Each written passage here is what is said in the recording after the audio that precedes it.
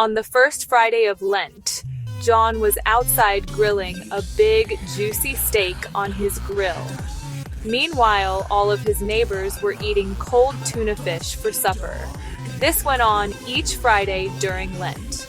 On the last Friday of Lent, the neighborhood men got together and decided that something just had to be done about John. He was just tempting them to eat meat each Friday of Lent, and they couldn't take it anymore. They decided to try and convert him to be Catholic. They went over and talked with him, and were so happy that he decided to join all of his neighbors and become a Catholic. They took him to church, and the priest sprinkled some water over him. You were born a Baptist, you were raised a Baptist, and now you are a Catholic. The men of the neighborhood were so relieved. Now their biggest Lent temptation was resolved.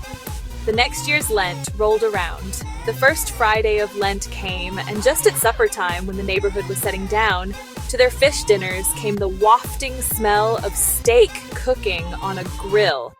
The neighborhood men could not believe their noses. What was going on?